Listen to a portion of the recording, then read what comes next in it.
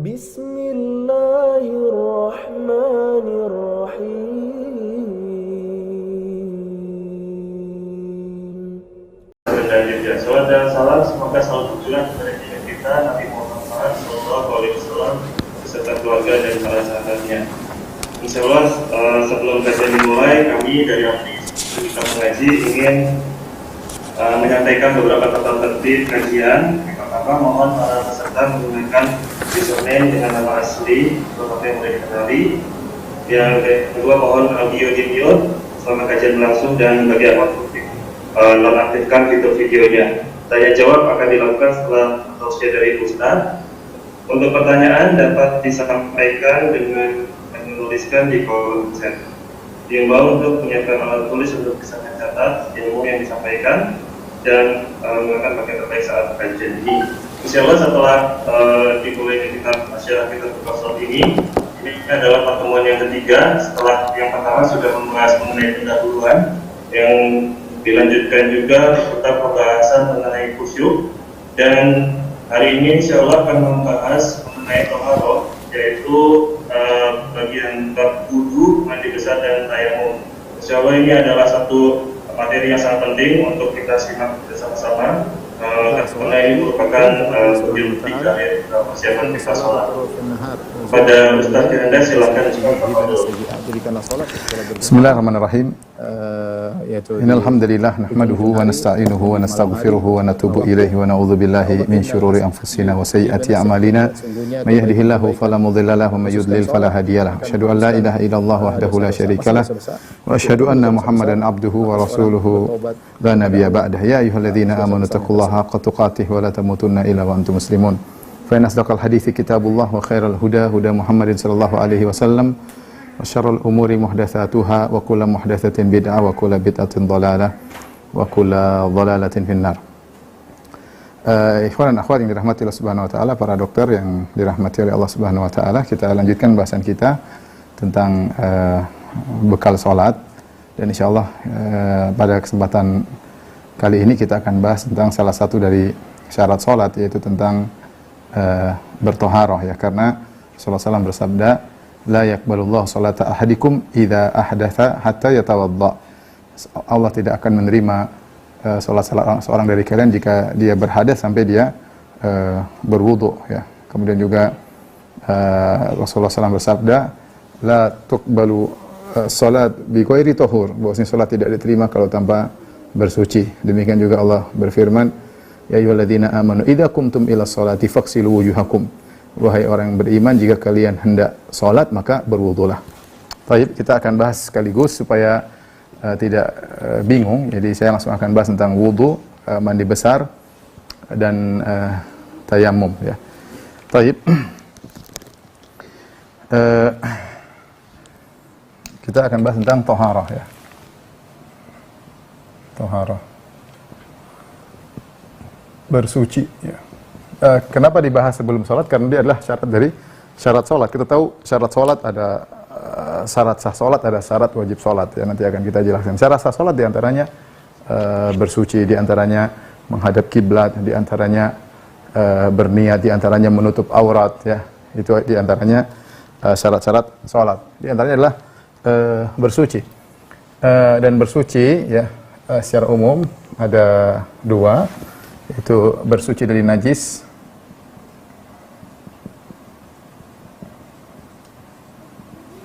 kemudian bersuci dari hadas, ya.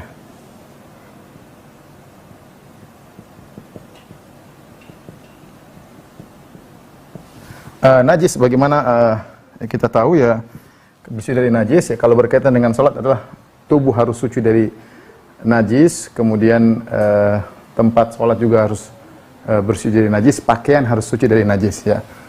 Berkaitan dengan salat, dengan syarat salat,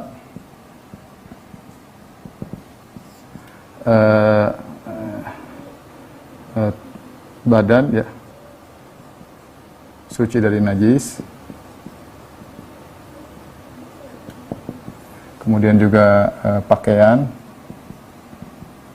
suci dari najis, kemudian tempat salat ya. Tempat sholat juga suci dari najis. Kita tidak akan bahas tentang bahasan masalah najis, tapi intinya kalau ada najis ya kita bersihkan ya dengan air misalnya ya, sehingga najis tersebut bersih. Taib, ini diantara syarat sholat. Diantara syarat sholat adalah bersuci dari hadas. Hadas yaitu kondisi yang tubuh yang membuat seorang tidak bisa melaksanakan ibadah tertentu, seperti tidak bisa sholat, tidak bisa tawaf misalnya ya, menurut pendapat sebagian ulama ya. Taib. Adapun bersih dari hadas, maka kita tahu hadas ada dua ya.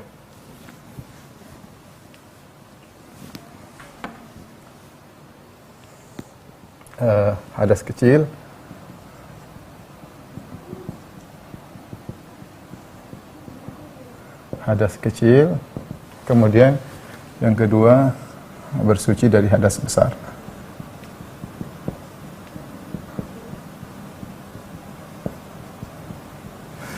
Taib, hadas kecil ya, sebagaimana kita ketahui, yaitu hadas kecil misalnya sebab-sebabnya diantaranya adalah BAB ya, kemudian buang air kecil atau BAK ya, terserahlah ya, buang air kecil, kemudian diantaranya buang angin ya,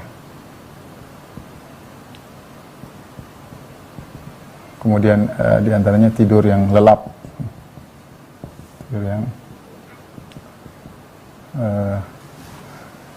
misalnya ya. Ini diantaranya ya. Tapi bagaimana cara bersuci dari hadas kecil ya? Caranya dengan berwudu.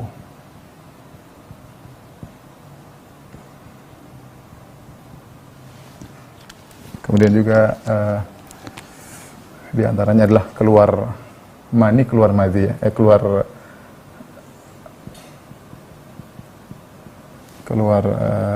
madhi dan wadi. Bersuci dari hadas besar sebabnya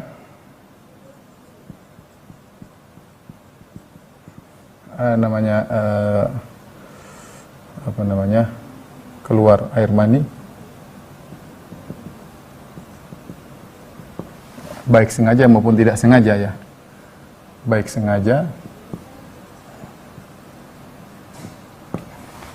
sengaja maupun tidak sengaja ya.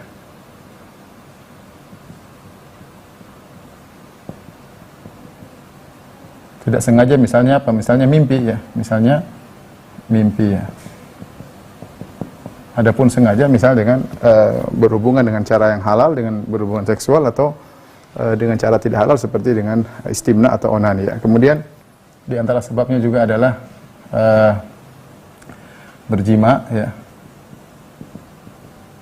meski tidak keluar air mani, meski tidak ejakulasi.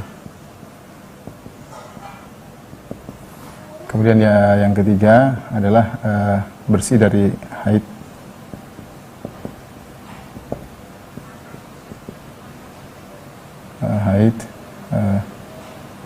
Nifas. Taib, kita bahas sebentar. Bersih dari hadas kecil seperti buang air besar. Ini menyebabkan seorang berhadas kecil, buang air kecil, buang angin juga ya. Dalam bahasa ada fusa, ada durat. Kalau fusa itu buang angin tanpa ada suara, kalau durat dengan ada suara. Tidur yang lelap, tidak semua tidur membuat seorang berhadas ya, tetapi tidur yang benar-benar seorang lelap, lupa ya, karena sebenarnya tidur itu adalah mazinatul hadas. Tidur itu hanyalah kondisi yang sangat memungkinkan seorang berhadas. Kenapa? Kalau orang tidur pulas, dia buang angin, dia tidak sadar, sehingga sangat mungkin dia berhadas ya. Padahal bisa jadi dia tidak buang angin. Oleh karenanya tidur bagaimanakah yang membatalkan wudu adalah tidur yang benar-benar seorang pulas. Adapun seorang yang tidur ayam, maka belum tentu tidak membatalkan wudu. Bahkan terkadang keluar suara ngorok tetapi dia tidak pulas ya. Tetapi kalau dia sudah tidur sangat pulas, misalnya dia memegang pena, ketika kemudian penanya jatuh dan dia tidak sadar, itulah biasanya tidur pulas. Sudah pikirnya sudah mimpi kemana-mana, itu membatalkan wudu. Maka hendaknya dia berwudu. Ini pendapat yang lebih kuat ya. tidak ditinjau dari mana kondisi dia tidur ya. Karena sebagian ulama ada yang membedakan, kalau tidurnya dalam kondisi duduk misalnya, dalam kondisi berdiri maka tidak membatalkan wudu. Tapi kalau kondisi berbaring maka membatalkan wudu. Yang benar adalah bagaimana kualitas tidurnya, ya, bukan bagaimana cara dia tidur. Ya.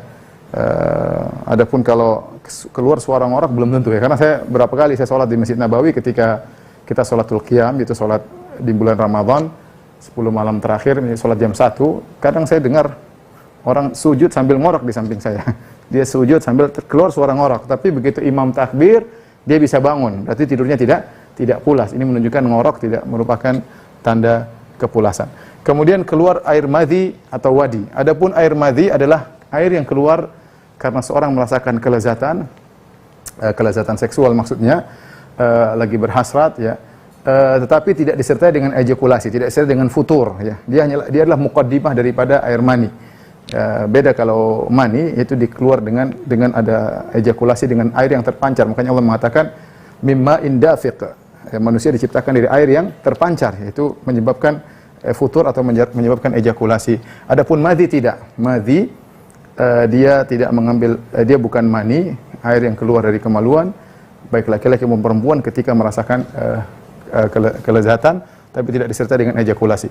Adapun wadi adalah air yang keluar sebelum kencing atau sesudah kencing, dan dia hukumnya seperti air kencing. Hukumnya seperti air kencing, maka membatalkan wudu, menjadikan seorang berhadas, ya, menjadikan seorang berhadas. Adapun madhi, kalau wadi hukumnya najis, adapun madhi maka ada khilaf di kalangan para ulama tentang hukum madhi apakah najis atau tidak. Pendapat yang lebih kuat atau jumhur ulama dia najis. Kalau dia najis pun maka khilaf lagi apakah dia najis yang biasa atau najis mukhaffafah.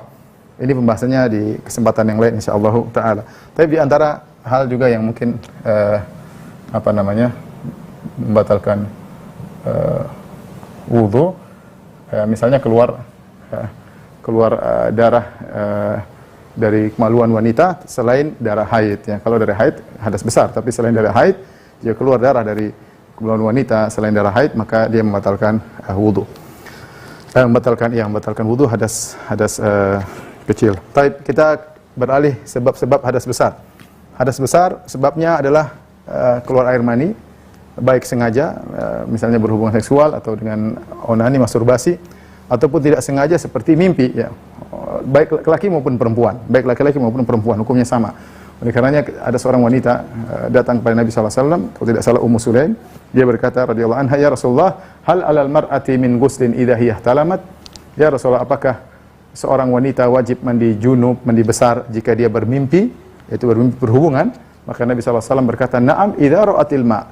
Iya, jika dia melihat air keluar dari kemaluannya. Artinya bisa jadi seorang laki atau wanita bermimpi melakukan hubungan dalam mimpinya, tapi tidak sampai ejakulasi, maka tidak wajib mandi junub. Tetapi bisa jadi seorang dia lupa dalam mimpinya, tapi ketika dia bangun dia dapati air keluar ya, dan dia cium, misalnya dia cium baunya, ternyata bau aromanya aroma mani, maka berarti dia sudah terkena junub ya.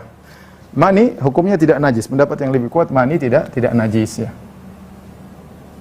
Ini tidak najis. Beda tadi dengan madhi dan wadi ya. Ini kalau ini najis ya. Adapun mani tidak najis. Kemudian di antara hal yang menjadikan seorang hadas besar adalah berjima meskipun tidak mengalami ejakulasi.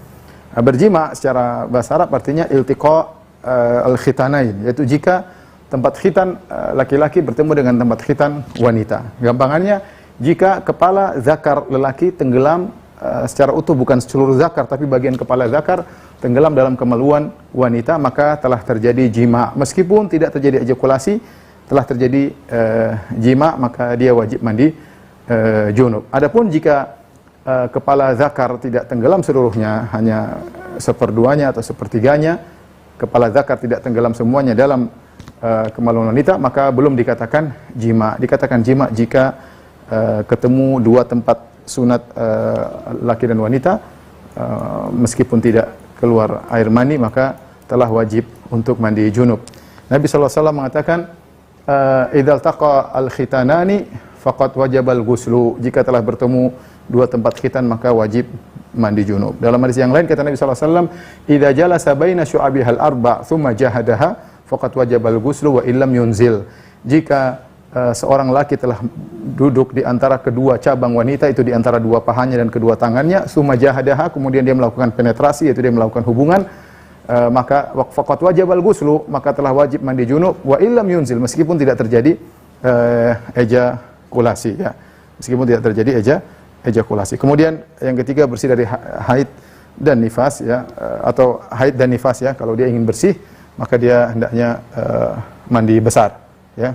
Ini mandi besar, ya. Sucinya dengan mandi besar. Baik. Sekarang ikhwan dan akhwat inna rahmatillah subhanahu wa ta'ala, kita akan bahas tentang tata cara berwudu. Tata cara berwudu.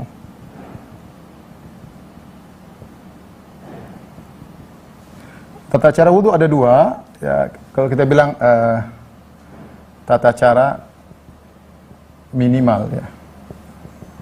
Minimal. Yaitu yang penting sah. Yang kedua adalah tata cara optimal, ya. Itu sesuai dengan sunnah, yaitu melakukan sunnah-sunnahnya, dengan melakukan sunnah-sunnahnya. Nah, demikian juga nanti kita bicara mandi juga demikian. Ada mandi minimal yang penting sah dan ada mandi optimal. Taib. Adapun tata cara minimal yang penting sah, maka yang pertama adalah berniat. Tentunya ada khilaf di kalangan ulama, tapi yang benar dia adalah hukumnya wajib bagi orang berwudu, berniat. Kemudian yang kedua adalah mencuci anggota wudu yang disebutkan dalam ayat.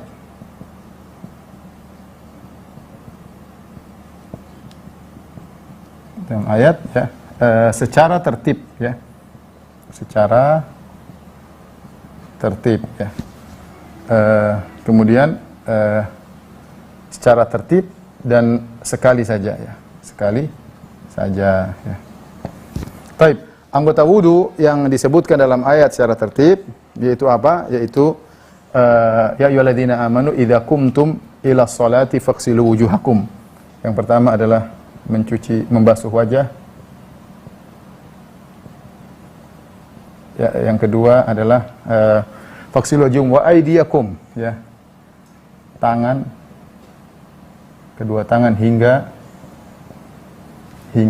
siku. Kemudian yang ketiga mengusap kepala. Yang keempat membasuh kedua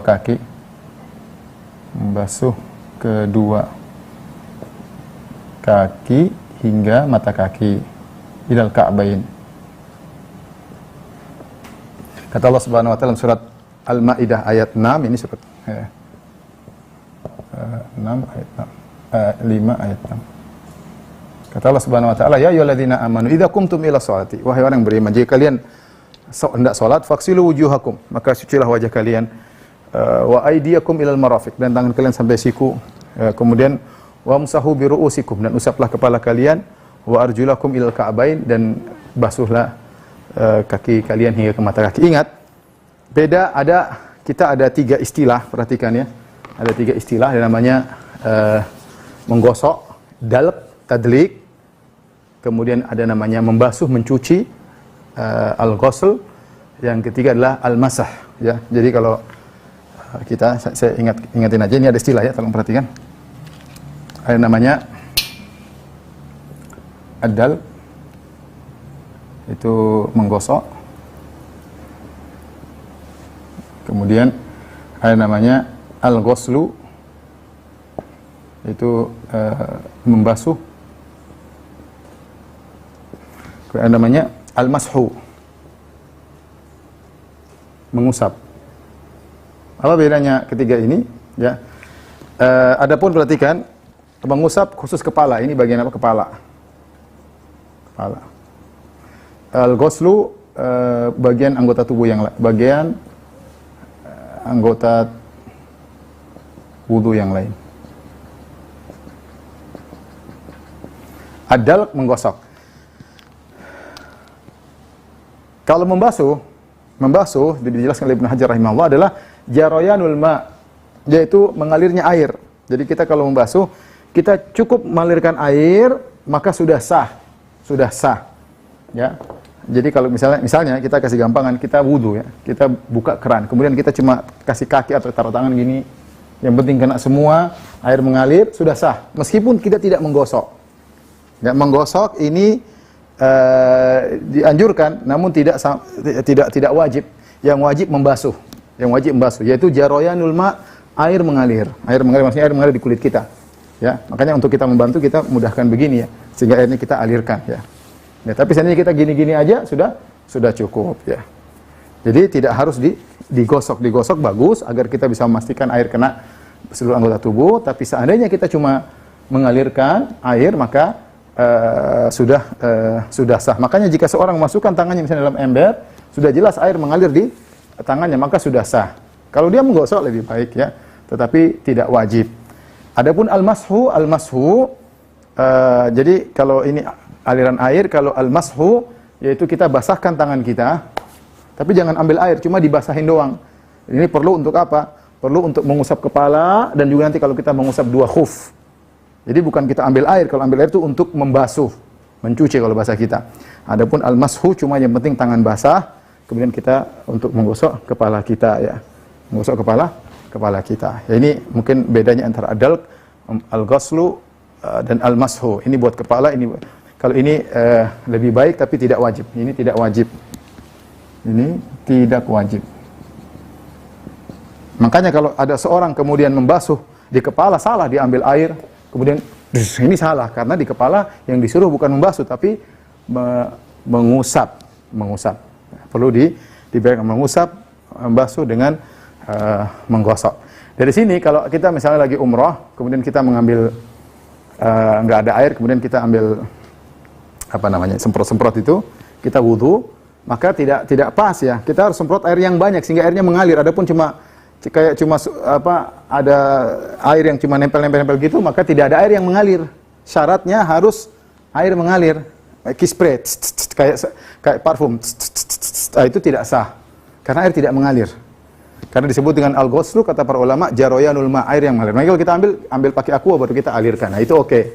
Tapi kalau cuma kispray, ya, itu tidak sah karena tidak mengalir air tersebut. Ini perlu kita ketahui, ya. Taib.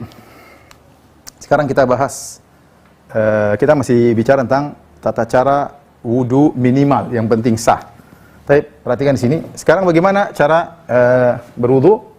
Pertama, langsung ya. Jadi kita berniat, langsung kita ambil air. Pokoknya niat. Tidak usah bilang bismillah, tidak usah cuci tangan sebelum, nggak usah. Ini kita bicara wudu minimal. Kapan kita perlukan? Ya mungkin kalau air sedikit kita perlukan.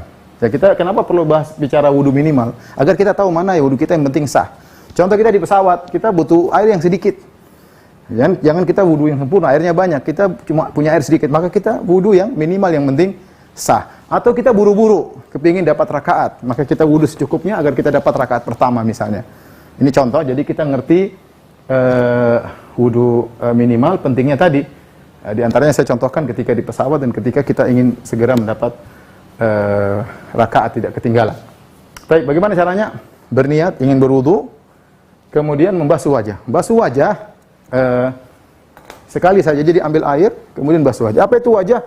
Wajah adalah dimulai dari tempat tumbuhnya rambut, ya, sampai di sini. Ini namanya wajah ya. Ini namanya wajah ya. Kemudian dari sini, depan telinga sampai sini. Di belakang telinga bukan wajah. Di sini bukan wajah. Di belakang dagu bukan wajah. Jadi wajah adalah ma yatawajjahu bihi atau ma yuwajjih bihi al-insan, yaitu di mana dia kalau di cermin dilihat itu wajahnya. Jadi dari sini ini namanya wajah. Jadi kalau seorang mencuci wajah maka dia berusaha kena semuanya. Kena semuanya ya. Kena semuanya ya. Kena semuanya. Sudah sekali sudah sah, sudah cukup. Mata enggak perlu ya, enggak perlu dibuka kemudian di ini enggak perlu. Meskipun dilakukan oleh Ibnu Umar ya, mungkin dia punya ijtihad tapi tidak dilakukan oleh Nabi sallallahu alaihi wasallam. Demikian Ustaz, kalau misalnya orang rambutnya enggak ada, ternyata asla botak di sini. Apakah harus kepalanya? Enggak. Cukup kira-kira rambutnya tumbuh di sini. Adapun yang di atas maka tidak perlu itu karena itu bagian kepala. Itu bagian kepala ya. Itu bagian kepala. Jadi itulah wajah ya. Itu yang harus dicuci ya. Itu harus dibasuh sekali sudah cukup. Kemudian yang kedua, dia mencuci kedua tangan. Dua tangan dari sini, dari ujung jari ya, ujung jari sampai sini. Mau dari sini ke bawah, dari sini ke sini nggak ada masalah. Yang penting tangannya kena semua air. Ya, dia kenakan sekali sudah cukup. Sikunya masuk, sekali kena air, kanan, kiri dulu, kanan juga nggak ada masalah. Kalau kita bicara sah, kanan dulu baru kiri sunnah, tidak wajib. Tapi kita berusaha kanan dulu, baru kemudian kiri. Ingat kalau ada cincin kita biar kena bagian air, ya kemudian kita sekali sudah cukup. Kalau sudah tangan selesai sekali, maka kita membasuh kepala. Basuh kepala, maka minimal kadar kepala ada khilaf di kalangan para ulama. Minimal kadar kepala, mengusap kepala minimalnya ada khilaf. Ada yang mengatakan yang penting 3 helai rambut atau sedikit rambut sudah sah. Ini pendapat Imam Syafi'i. Kalau seorang berwudu mazhab Syafi'i cuma begini, sekali, 2 kali, 3 kali sudah sah. Bahkan sekali sudah sah ya. Sudah sah kalau bicara sah. Nah, tapi mazhab yang lain seperti mazhab Imam Ahmad kalau tidak salah bersama mazhab Maliki, maka hendaknya semua kepala. Mazhab Hanafi kalau tidak salah 3/4 atau 1/3 kepala, saya agak lupa, tapi mu'dhamur ras yaitu bagian banyak dari kepala ya.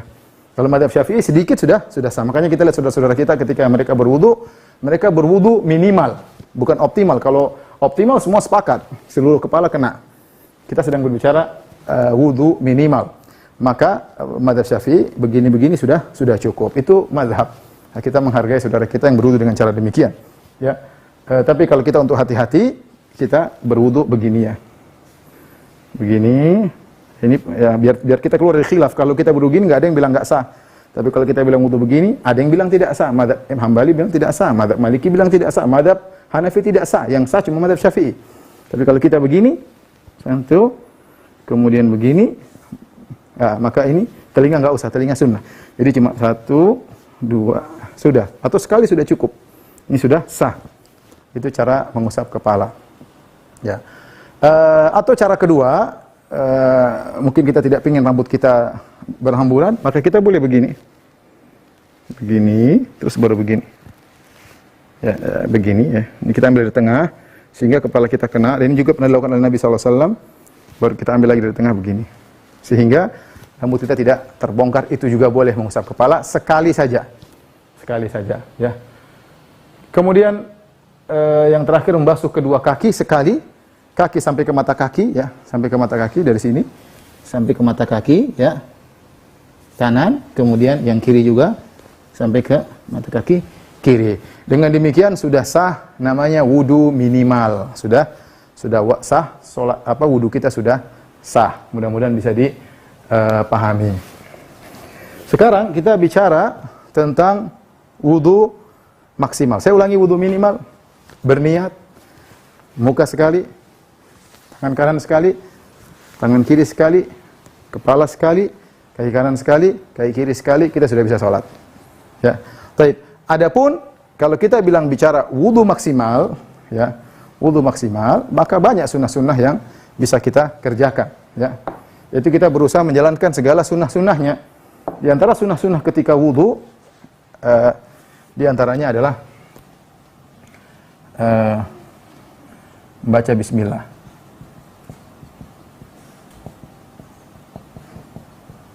Kemudian mencuci kedua tangan hingga pergelangan.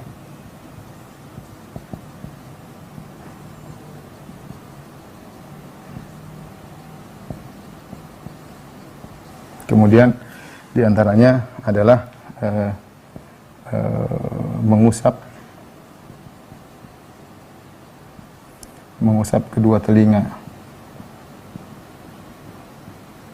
Jangan dulu ya. Saya lupa.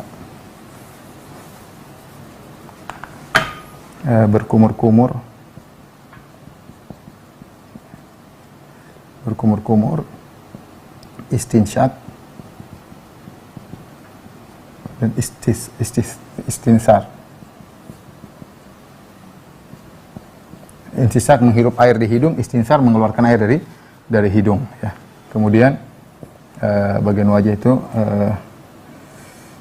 mengusap telinga, mengusap kedua telinga. Kemudian semuanya dilakukan 3 kali.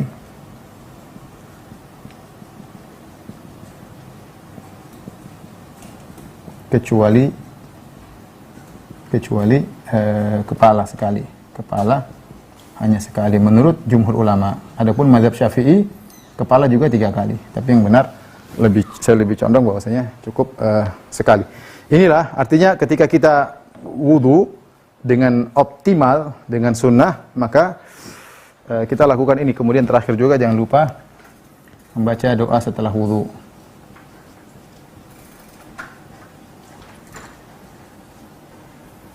Inilah wudu yang terbaik atau wudu optimal ya. Baik. Bagaimana caranya? Sekarang kita kerjakan ya. Pertama, kita berniat wajib, sudah jelas, harus. Kemudian sunnah kita bilang bismillah. Setelah bismillah, kita sunnah mencuci kedua tangan ya. Cuma sampai pergelangan aja. Cuci kanan, kiri, tiga kali. Kanan, kiri, tiga kali. Sudah 3 kali, ini hukumnya sunnah. Tidak dilakukan, nggak ada masalah. Ya, tapi sunnah kita kerjakan.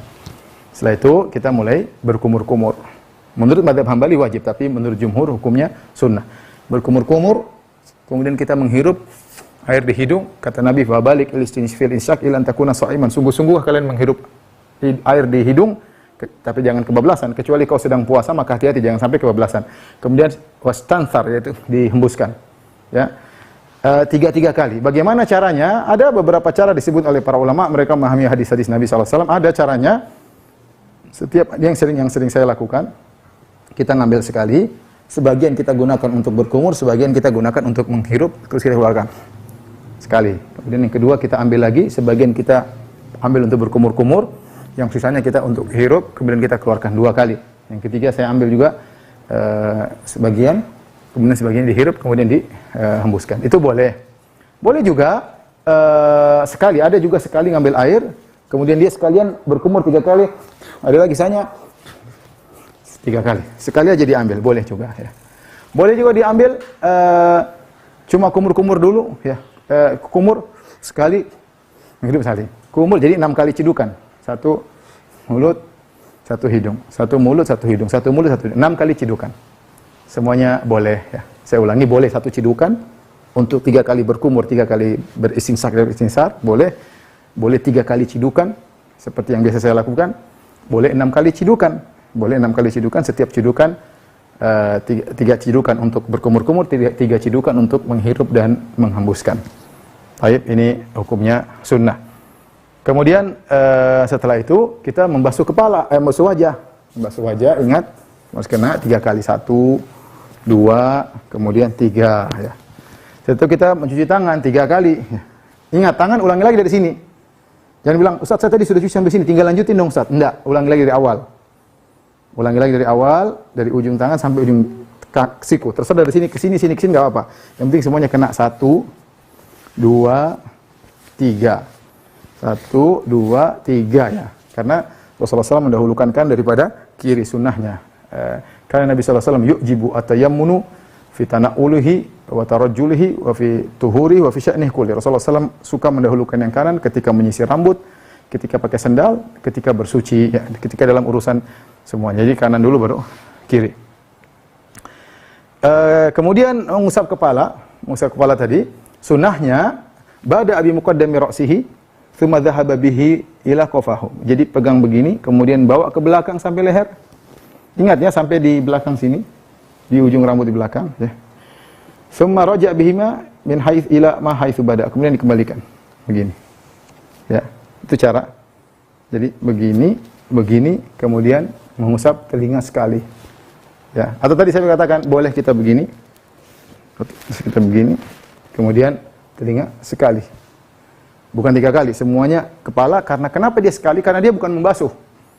Kalau membasuh 3 kali disunahkan untuk memastikan seluruhnya kena air. Adapun mengusap lebih ringan, tidak harus memastikan semuanya kena. Yang penting kita sudah taruh tangan semuanya sudah selesai. Ya, telinga juga sekali. Ya. Tapi kalau sudah bagian kepala, baru kaki. Kaki dari ujung jari kaki sampai ke ke mata kaki. Ya. Adapun hadis tentang mentakhlil, khalil bainal asabi', yaitu mentakhlil di jari-jari di antara jari kaki, jari tangan, maka hadis yang mengatakan sampai jari kaki dipakai khinzir, pakai jari kelingking untuk membersihkan, maka hadis ini wallahu alam sebagian mendhaifkan hadis ini ya. Tapi intinya yang penting kalau air sudah masuk sela-sela jari sudah cukup. Kalau kita mau memastikan kalau misalnya ada penghalang di jari-jari kaki, ada penghalang ya kita bersihkan. Tapi kalau enggak juga enggak apa-apa, terserah sih, terserah ya. Makanya sebagian ulama mendhaifkan hadis ini sehingga mereka mengatakan baik, tapi tidak dikatakan sunnah. Dikatakan baik kalau mau membersihkan dengan kelingking boleh-boleh saja, boleh-boleh saja ya. Kalau ada yang menghalang maka harus dibersihkan. Tapi 3 kali kanan, 3 kali kiri, 3 kali baru kemudian berdoa setelah berwudu. Taib. Insyaallah sudah dipahami tentang tata cara wudu optimal. Saya ulangi. Pertama, kita bismillah, cuci tangan kanan kiri sampai pergelangan 3 kali. Kemudian kita berkumur-kumur 3 kali, menghirup air istinsyak, mengeluarkan namanya istinsar 3 kali. Kemudian wajah 3 kali, ya. Kemudian tangan kanan 3 kali, 1, 2, 3. Tangan kiri 3 kali sampai ujung, 2, 3. Kepala sekali, telinga sekali, kaki kanan 3 kali, kaki kiri 3 kali. Kemudian doa setelah berwudu. Tidak ada sebagian dalam buku fikih disebutkan kalau kita lagi cuci tangan ada bacaannya, lagi kumur-kumur ada bacaannya, itu tidak benar. Tidak ada dalilnya sama sekali. Tidak ada dalilnya sama sekali. Sahabat-sahabat yang meriwayatkan tata cara wudu Nabi, mereka tidak menyebutkan doa-doa di tengah ketika seorang sedang berwudu. Yang ada cuma bismillah di awal dan di akhir. Silakan baca doa setelah berwudu. Taib. Kita lanjutkan. Sekarang hadas besar, cara mandi. Cara mandi juga ada 2 tata cara mandi.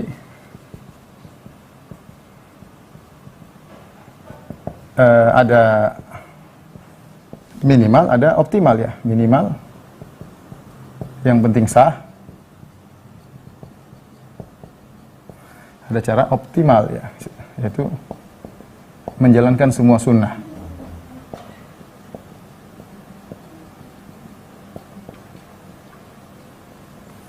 Adapun minimal yang penting sah, maka yang penting berniat. Kemudian semua tubuh kena air, semua tubuh dibasuh, maka sudah selesai. Yang penting itu. Ya tentunya kita bersih dulu, kalau ada kotoran kita istinja, maksudnya demikian. Berniat, kemudian semua tubuh dibasuh ya. Semua tubuh dibasuh. Jadi gambarannya begini. Kalau misalnya saya bicara, saya punya kolam renang misalnya, saya ingin mandi junub, saya cuma niat, saya loncat, treng, keluar semua basah, sah. Sudah selesai. Sudah sah. Saya tidak perlu lagi wudu, saya langsung bisa sholat. Saya ulangi ya.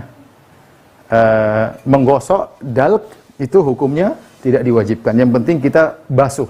Basuh yang penting air mengalir di tubuh kita ya. Jadi caranya kalau kita mau bicara mandi minimal, yang penting kita berniat mandi junub ya, karena niat itu harus untuk membedakan kita mandi junub dengan mandi biasa. Maka kalau kita punya kolam renang, kita tinggal loncat, keluar, selesai, sah. Antum punya bak mandi, bisa loncat, keluar, tinggal diomelin sama istri ya. Ini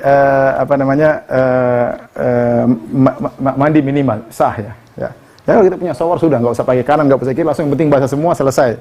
Ya, kita bicara sekarang mandi yang optimal. Mandi yang optimal, maka kita kerjakan semua sunnah-sunnahnya. Tentunya ini juga sebelumnya membersihkan kotoran, kalau masih ada kotoran di kemaluan atau di dubur maka dibersihkan. Ya, maka kalau kita ingin mandi yang optimal, maka sebelum mandi berwudu. Ya, tentunya mencuci kemaluan ya, pakai sabun selesai. Setelah itu berwudu seperti mau sholat. Berwudu ya seperti wudu mau sholat ya, berwudu seperti tadi yang sudah kita jelaskan, wudu optimal ya, kita berkumur-kumur semuanya, kita berwudu ya. Setelah berwudu baru kemudian kita mengambil air, membasahi kepala terlebih dahulu ya, membasahi kepala 3 kali sambil digosokkan ya, agar masuk ke dalam, sambil digosok-gosok ya. Bagi wanita yang mengkepang rambutnya, selama air tersebut masih bisa mengenai kulit kepala, maka tidak wajib untuk dilepas. Dilepas bagus, tapi tidak wajib untuk dilepas. Oleh karenanya di antara kesalahan para wanita menyangka bahwasanya mandi junub harus keramas. Tidak harus keramas ya. Apalagi sampo tidak ada ya. Aduh, gimana tidak ada sampo, saya nggak bisa mandi junub. Nggak usah pakai sampo, nggak ada masalah. Yang penting rambut, kulit kepala basah. Seandainya mengkepang rambut tapi kulit kepalanya bisa kena air, maka tidak perlu dilepas. Memang datang dalam hadis tidak harus dilepas. Kalau mau lepas oke, lebih baik. Tidak dilepas juga tidak jadi masalah, kecuali ikatannya sangat kuat sehingga kalau siramin air nggak kena kulit kepala, maka itu harus dilepas ya.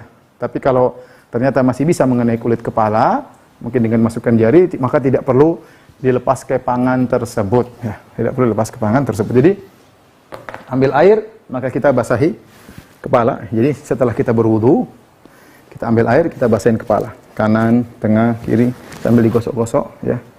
Setelah pakai sampo bagus enggak juga enggak apa-apa ya. Kemudian setelah itu baru kita basahi tubuh sebelah kanan ya, 3 kali. Kemudian tubuh sebelah kiri 3 kali, baru kita mandi sisanya ya. Kalau shower ya tinggal gampang, shower tinggal sebelah kanan, kemudian sebelah kiri, baru kemudian seluruh tubuh ya. Kemudian selesai, tidak perlu berwudu lagi ya, karena kita pun mandi yang minimal saja, hadas kita sudah hilang, tidak perlu berwudu. Saya berniat kemudian ceburkan di dalam kolam, kemudian saya keluar sudah basah semua tubuh saya langsung sholat boleh ya. Apalagi kita sudah berwudu sebelumnya. Taruhlah ikhwan ternyata kita batal di tengah kita mandi ya. Ya hati-hati kita setelah mandi kita mau sholat wudu lagi. Kita wudu lagi. Wallahu alam bisawab. Ini kira-kira yang berkaitan dengan mandi junub.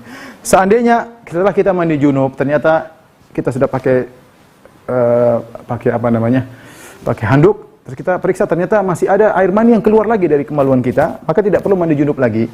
Karena tidak ada ejakulasi kedua, kecuali kalau ada ejakulasi kedua baru kita mandi. Tapi kalau ternyata cuma sisa air mani yang keluar, maka tidak perlu, tinggal kita cuci saja bagian kemaluan tersebut, tidak perlu kita mandi junub, tidak perlu mandi junub lagi. Baik.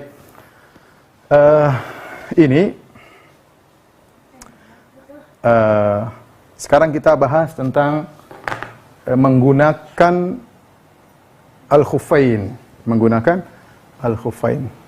Tolong dihapus deh.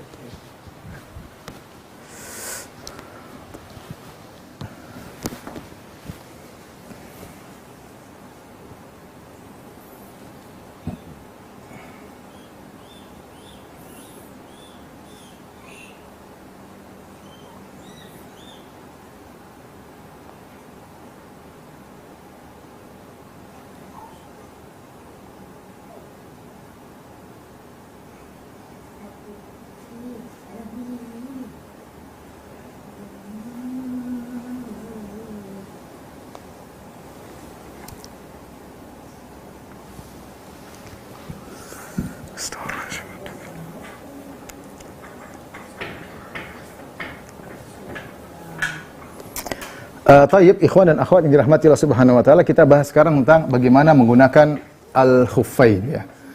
Al-khuffain adalah menggunakan sepatu atau menggunakan kaos kaki ya, jawroban, menggunakan kaos kaki yang menutup mata kaki. Sepatu tersebut menutup mata kaki atau kaos kaki tersebut menutup mata kaki. Adapun kalau tidak menutup mata kaki maka tidak boleh, harus dilepas ketika berwudu. Tapi kita kaos kaki yang menutup mata kaki atau sepatu yang menutup mata kaki. Syariat memberikan kita keringanan tentang masalah mengusap kaos kaki atau mengusap sepatu. Yaitu jika seorang berwudu, syaratnya seorang sebelum memakai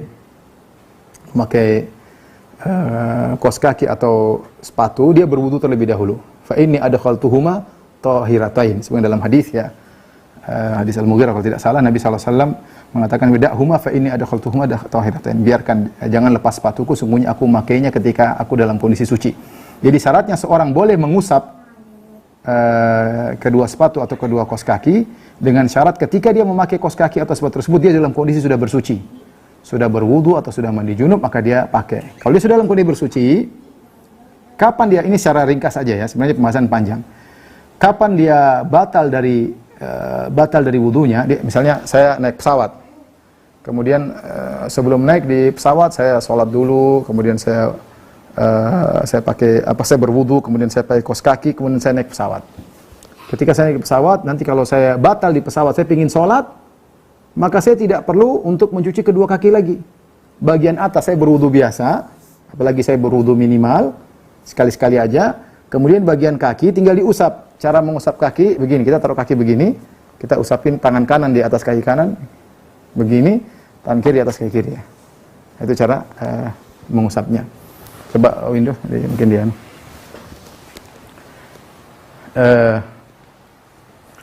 Jadi cara mengusap kaos kakinya harus di atas mata kaki, ya. Mengusap cuma begini aja, jadi kita usap begini. Jadi kita usap. Jadi punggung kaki ke bawah. Sudah cukup. Namanya usap sudah saya katakan tadi, tangan tidak perlu basah air.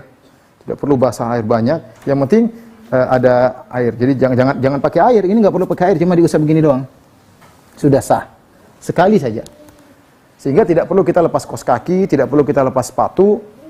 Kita langsung bisa sholat, ya, karena itu keringanan yang diberikan oleh syariat, ya.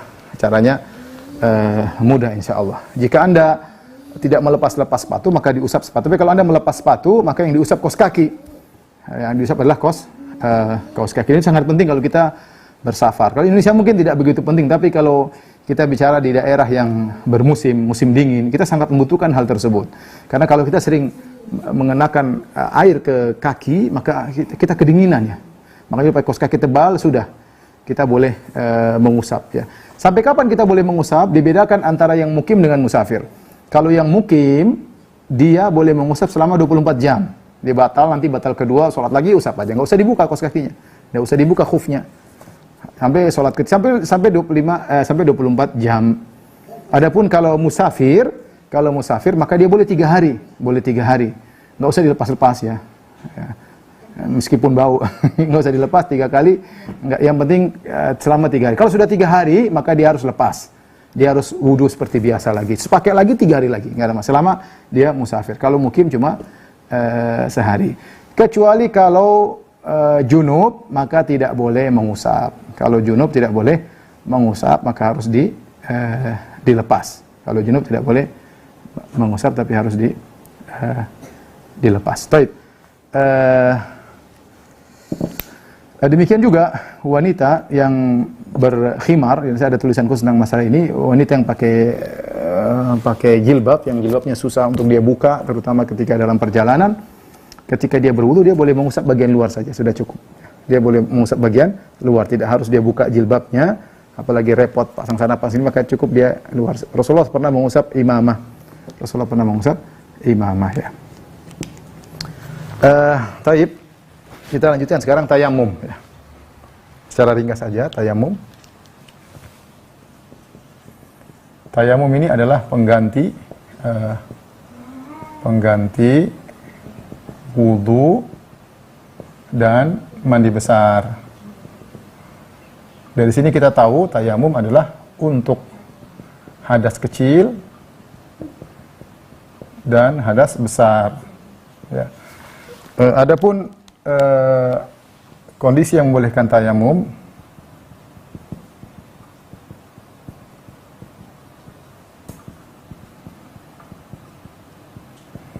ada 3. Yang pertama, tidak ketemu air, sudah dicari. Falam tajidu ma'an, kata Allah Subhanahu wa taala, falam tajidu ma'an fatayammamu. Ya, kalau tidak ketemu air sudah cari artinya secara wajar, cari ke sana, cari ke sini, bukan berarti harus cari berjam-jam, artinya ya secara wajar cari dekat-dekat sini sudah enggak ada air. Tayamum, syariat tidak menyuruh kita bercari berjam-jam sampai berkilo-kilo, enggak. Ya, karena ini syariat ini untuk memudahkan, bukan untuk menyulitkan. Tidak ketemu air. Yang kedua, takut mendapat mudarat. Misalnya sakit misalnya. Jika menggunakan air.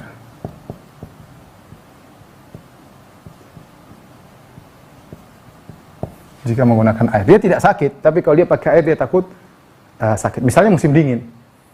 Misalnya dia bangun junub, subhanallah, dia bangun junub, musim dingin, minus 13 derajat misalnya. Ini terjadi di sebagian daerah. Kita lagi minus 18, mau ngeri sekali. Minus 10, ya saya pernah merasakan minus 2 saja saya tidak tahan, ya apalagi sampai berminus banyak begitu ya, dingin sekali. Di Madinah, setahu saya paling banter saya pernah mendapati 2 derajat atau 4 derajat. Itu sudah dinginnya luar biasa. Bagaimana orang yang minus ya. Misalnya dia bangun, dia tidak mencari air untuk masak air, nggak ada. Sementara subuh sudah mau habis waktunya. Mau masak air panas-panas, ya udah tayamum aja.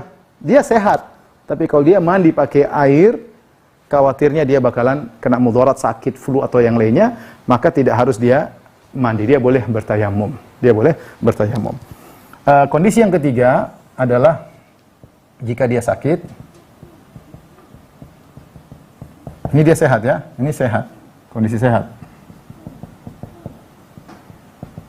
Ini kondisi sehat ya. Ini jika dia sakit, namun jika pakai air, maka menambah parah sakitnya.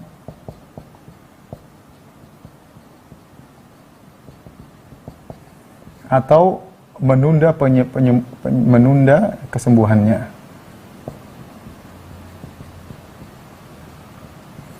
Maka ini boleh juga pakai tayamum, boleh bertayamum ya. Intinya kembali kepada kemudaratan. Boleh bertayamum ya. Kalau dia pakai air nanti menambah parah sakitnya atau menunda kesembuhannya ya. Taib, adapun tata cara tayamum,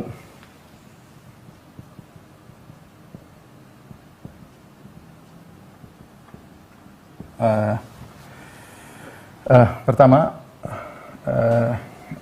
tentu bismillah ya, kita berniat ya.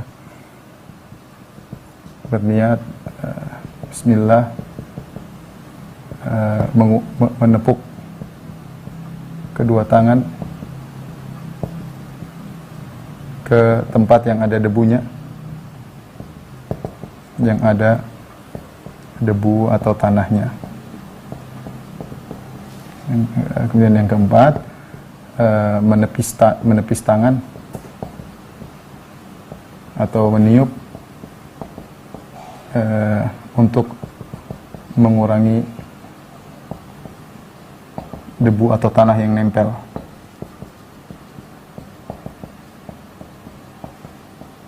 Kemudian yang kelima, mengusap punggung,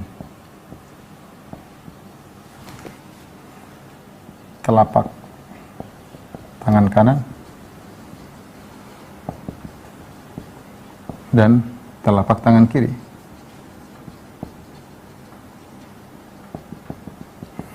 Kemudian keenam, mengusap wajah. Ini semua sekali. Satu kali, ini juga satu kali. Nah, antara 5 dan 6 boleh tidak berurutan ya. Boleh 5, 6 dulu baru 5, boleh dua-duanya. Boleh tangan dulu baru muka atau muka dulu baru tangan. Tapi kita gampangannya, sederhananya. Bismillah. Saya menempuk misalnya ada tanah di sini.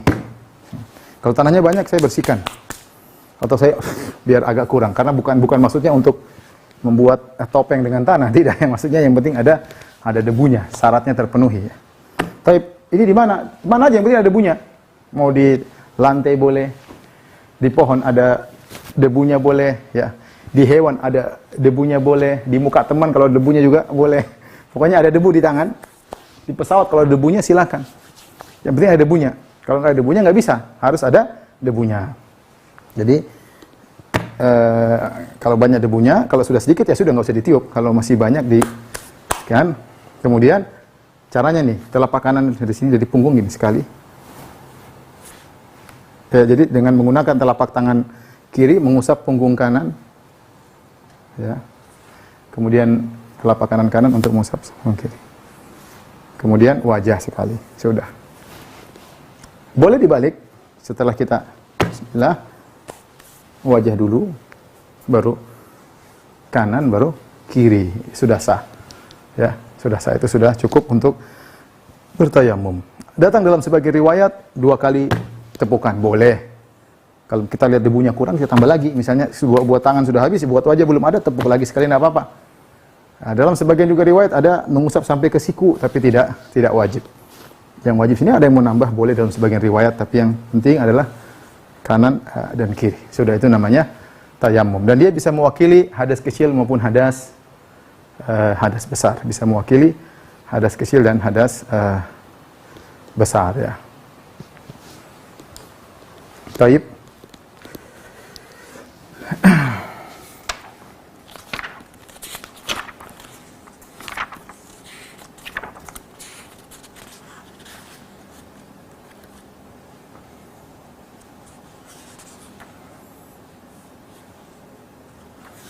Ustadz, bagaimana jika tidak ada air, tidak ada tanah? Ya, jika tidak ada air, jika tidak ada tanah. Ini pernah dialami oleh sebagian sahabat. Mereka bersafar suatu hari, dan ini dibawakan oleh Imam Bukhari dalam sahihnya.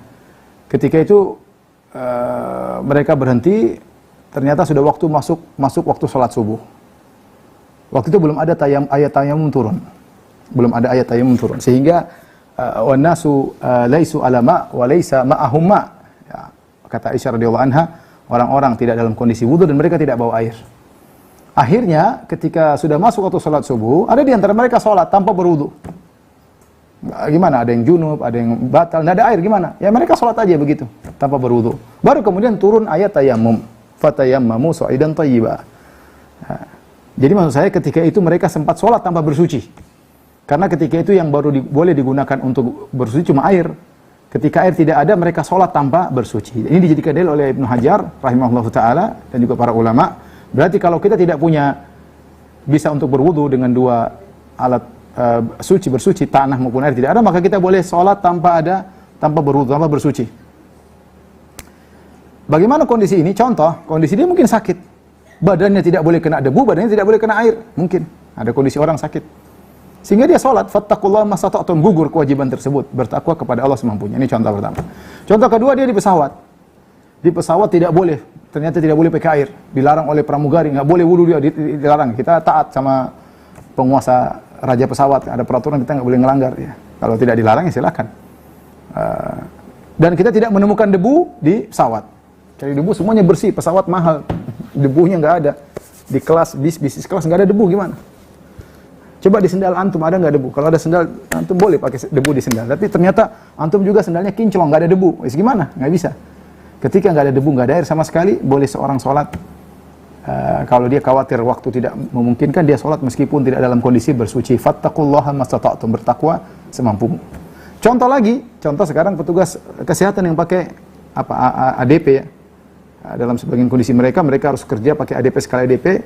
Dalam waktu berjam-jam, sehingga terkadang pas dapat giliran waktu yang misalnya asar ya, dia mulai jam 2 siang selesai ibadah maghrib, ya nggak mungkin dia menjamak atau dia mulai dari jam 10:30 sampai setelah maghrib ya. Dia nggak mungkin menjamak duhur dan asar di maghrib ya.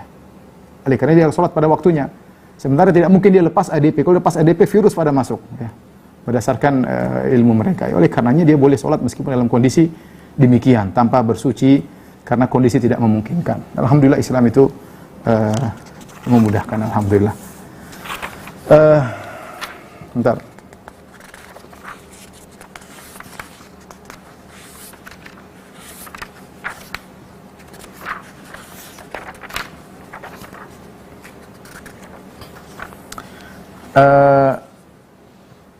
Terakhir kita bahas tentang masalah perban, ya. Perban atau gips, ya.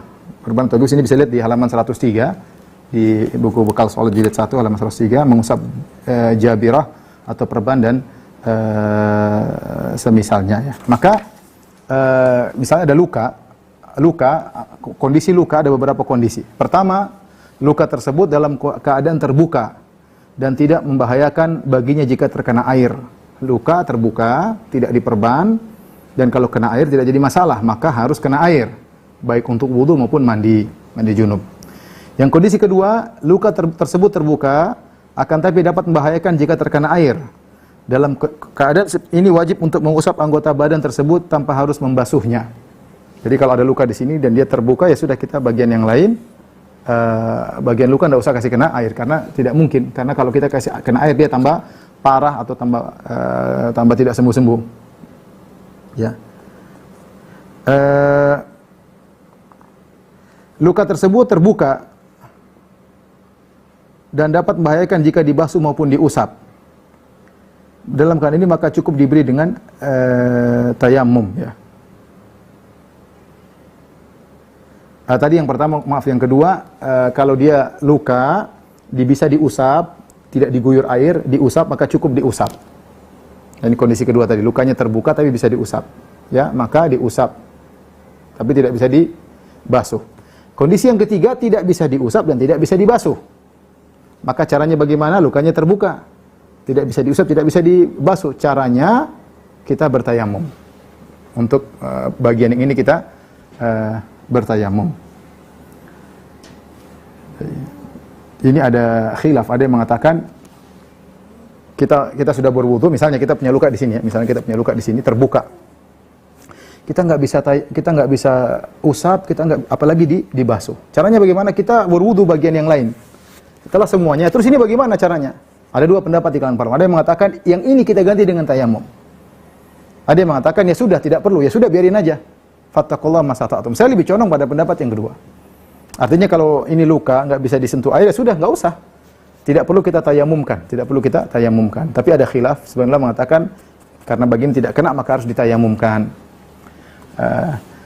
Kondisi yang keempat, luka tersebut tertutup oleh perban atau semacamnya. Dalam kondisi seperti ini maka yang diusap adalah penutup luka. Ya, kalau ternyata kita perban, ya sudah, jangan kita guyurin air, ya sudah, kita wudu, sisanya tinggal kita usap. Atau kalau kita mandi junub, sisa ini tinggal kita usap sisanya, ya.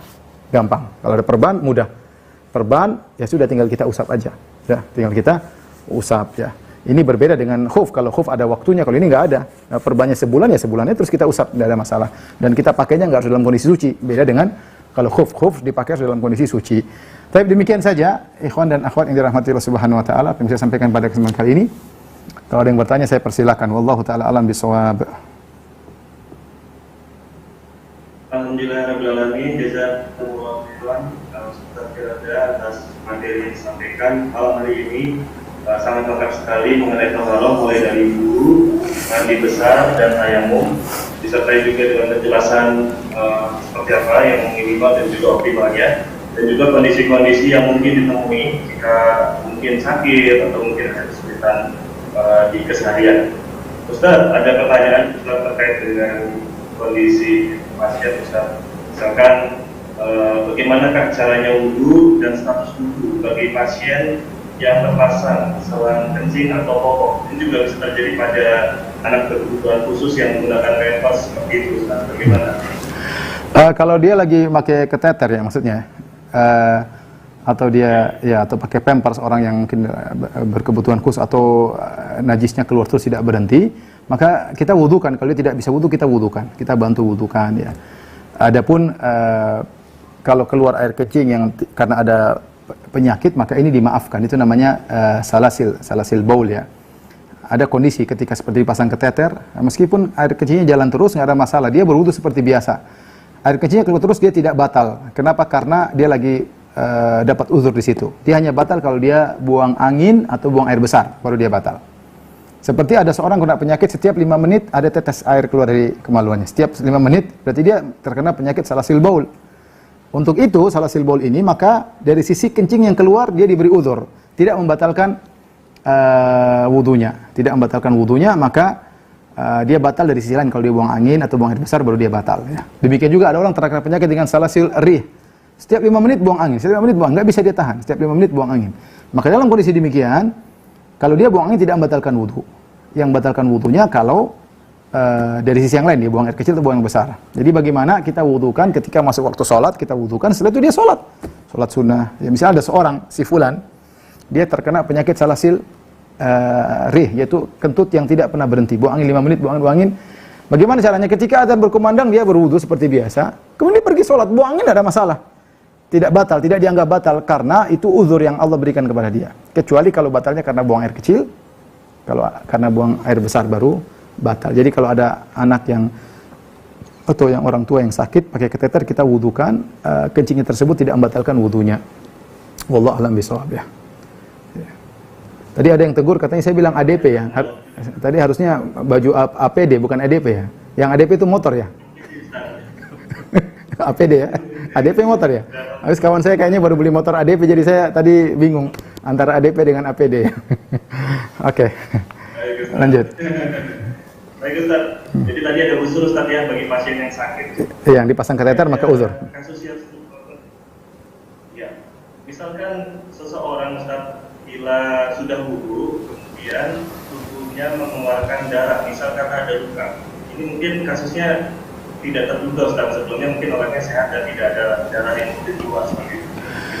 Kalau darah tidak keluar dari kemaluan, maka tidak membatalkan wudu. Kalau darah tidak keluar dari kemaluan, maka tidak membatalkan wudu. Ya, tidak jadi masalah ya. Tidak jadi masalah. Baik. Insya Allah tidak masalah Ustaz ya. Nah, pertanyaan selanjutnya Ustaz, ini cukup banyak yang serupa Ustaz mengenai kondisi wudu dari para akhwat di tempat umum. Tadi sudah disampaikan oleh Ustaz bahwa jika menggunakan jilbab bisa dari usapan Ustaz. Tapi bagaimana jika lengan Ustaz? Itu seperti apa nanti? Wudunya apa? Ya, terpaksa harus ada yang nutup di sampingnya, ada yang tutup misalnya, atau dia masukkan tangan begini kalau memang dia tidak ingin terlihat ya. Harusnya kita menyediakan, ya kita yang salah, harusnya fasilitasnya ada tutupan sedikit sehingga ya sebagian orang tidak perlu, sudah begini aja ya. Terbuka sehingga terbuka dilihat banyak orang. Harusnya dibuat fasilitas yang menutup ya. Tapi kalau memang kondisi demikian ya kita ya bagaimana lagi, terpaksa kita masukin tangan baru kita gini-giniin meskipun agak basah-basah dikit agar aurat kita tidak kelihatan ya. Bertakwa semampunya ya. Baik. Jadi tetap diusahakan untuk bisa benar. Iya. Baik, pertanyaan yang dari Ahmad lagi Ustaz yang bertanya, ketika di rumah untuk membuka jilbab kemudian membusuk kepala, sedangkan rambutnya mungkin panjang gitu Ustaz, itu bagaimana tadi Ustaz untuk yang diusap adalah kepala bukan rambutnya. Kalau rambutnya sampai ke bokongnya gimana? Panjang banget ya. Mungkin panjang gini enggak. Yang diusap kepalanya sampai sini, rambutnya panjang sampai 5 meter enggak ada urusan. Pokoknya sampai sini aja. Ya, bukan ngikutin rambut ke belakang enggak. Jadi kepalanya ya, kepalanya sampai sini. Ya. Biru'usikum kata Allah, usaplah kepala kalian ya. Kepala kalian. Makanya orang kalau enggak punya rambut juga tetap diusap. Meskipun rambutnya dibotak misalnya, tetap aja diusap kepalanya ya. Sampai di tengkuknya. Ustaz, tadi menarik tadi penjelasan Ustaz mengenai penggunaan spray yang memang itu tidak berupa air mengalir ya Ustaz. Ya. Nah kalau misalkan itu sedang umroh dan di Madinah sedang di posisi di Raudhah seperti itu, ingin wudhu kembali posisinya jauh, apakah diperbolehkan Ustaz karena jaraknya jauh tersebut menggunakan spray atau tayamum untuk Ustaz bagaimana kondisinya? Ya nggak boleh, kita kan bisa dapat air ya, keluar dari Raudhah, nggak ada masalah, keluar aja. Ya, ngantri lagi. Raudhah kan sunnah, tidak wajib. Insya Allah sudah dapat pahala, sudah niat situ, sudah duduk di situ, sudah alhamdulillah. Kasih kesempatan yang lain, ya, sudah. Nggak apa-apa. Baik. Ustaz, ada pertanyaan. Bismillah. Assalamualaikum Ustaz. Apakah niat wudhu dan mandi wajib ini harus dilafazkan? Tidak perlu, dalam hati sudah cukup. Saya sudah niat. Yang penting kita sudah berniat untuk mandi dan berniat untuk wudhu. Tidak perlu dilafalkan.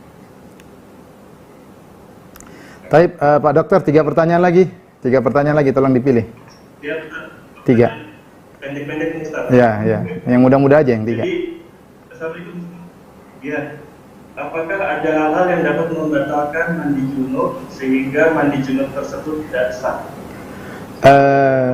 Misalnya ternyata sebagian tubuhnya tidak kena.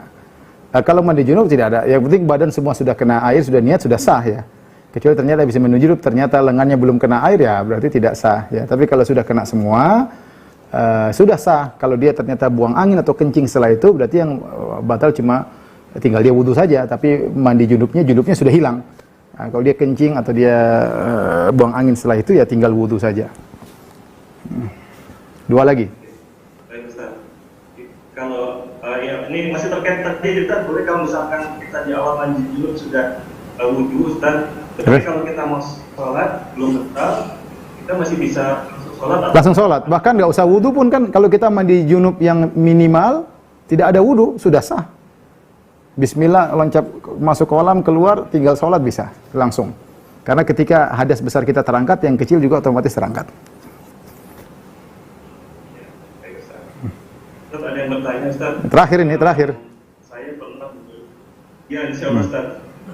Saya pernah melihat membeli dari PCB Syekh Utsaimin, di mana pakaian yang najis tidak membatalkan sholat. Sholatnya tetap sah. Pernah juga saya tanyakan ke seorang ustaz dan dibenarkan. Bahkan dengan sengaja pakai pakaian najis tetap sah, tapi dia berdosa. Mohon penjelasannya Ustaz. Memang ada khilaf masalah hal tersebut dan tapi saya tidak tahu yang rajih yang mana ya. Lebih hati-hati kita meninggalkan membersihkan pakaian kita dan tempat kita dari kenajisan untuk ibadah ya. Tapi kalau ternyata kita pakai atau terpaksa pakai, ini pembahasannya lain lagi ya. Apakah sah atau tidak, saya belum baca lagi ya. Memang ada pendapat yang seperti itu. Saya nggak tahu kalau Syekh Utsaimin, saya pernah baca ulama yang lain. Allah alam bisawab. Tapi demikian saja rekan-rekan dokter yang dirahmati Allah Subhanahu wa taala. Insyaallah kita lanjutkan pada kajian bulan depan. Kurang lebihnya mohon maaf. Wabillahi taufiq wal hidayah. Assalamualaikum warahmatullahi wabarakatuh.